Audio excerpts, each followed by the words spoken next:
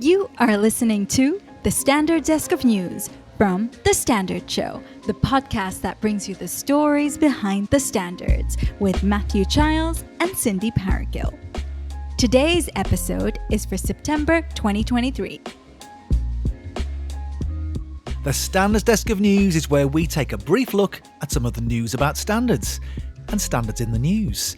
You can find the links to some of this month's stories in the show notes. Hey, Cindy Paragill. Hey, Matthew Childs.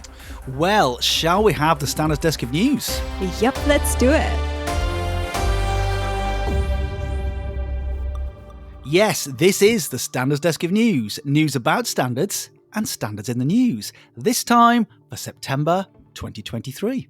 Yes, and we start with a new rising star in standardization. We do. This is the news that Neema Masemwa from Tanzania is the recipient of the 2023 ISO Next Generation Award.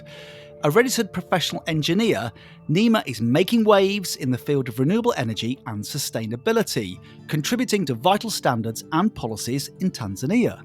She currently serves as a standards officer and secretary of the Technical Committee on Renewable Energy at the Tanzania Bureau of Standards.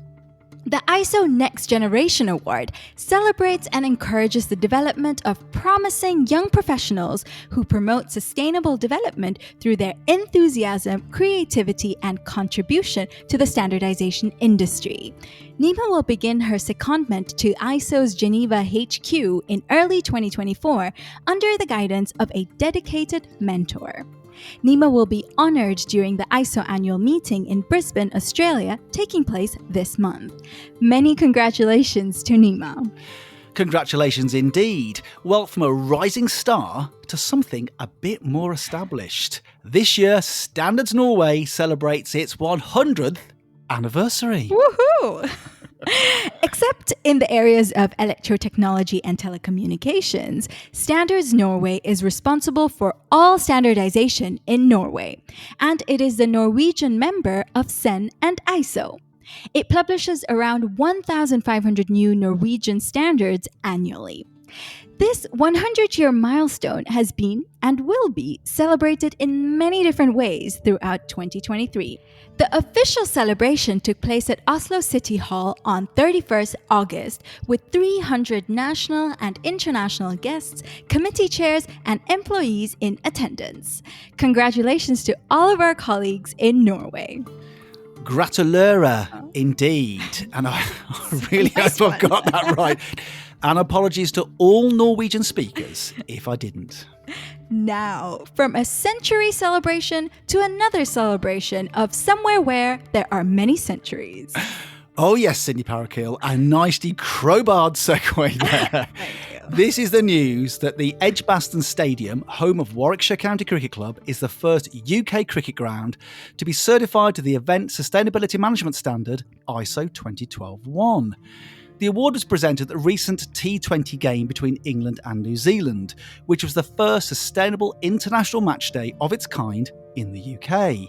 The certification for the Edgbaston Stadium includes not just this international match, but all events hosted at the stadium, including sporting matches, corporate and hospitality events.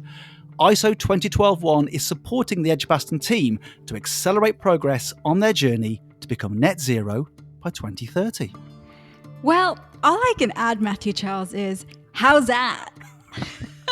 Very good, Cindy Paragill. Another cricket reference. Winning. And finally, to toast all of these successes, news of a new whiskey standard.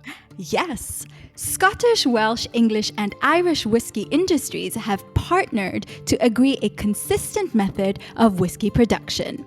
The voluntary standard BS 8636 provides a specification of the production process for the main category of whiskey traded globally. It is aimed at distilleries wanting to produce a high-quality product to sell in the UK or trade overseas. It can help both established brands and new market entrants to demonstrate quality and authenticity in their production processes and supply chain. It's the world's first standard for whiskey. The standard sets out details including the desired colour of the whisky, which should be caramel, ranging from a pale yellow gold to deep amber or mahogany. The standard notes that water and plain caramel are the only two compounds that can be added to matured whisky. It also describes the process of whisky nosing, but it stops short of prescribing a glass shape for this, instead advising that the most popular glasses for this are tulip-shaped, as they allow for the aromas to collect. How about that? Do you like a wee dram of whisky, Cindy? More of a gin girl myself. No, of course. But that did sound very appealing, I must say.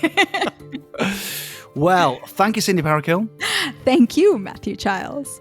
For September 2023, that's the Standards Desk of News.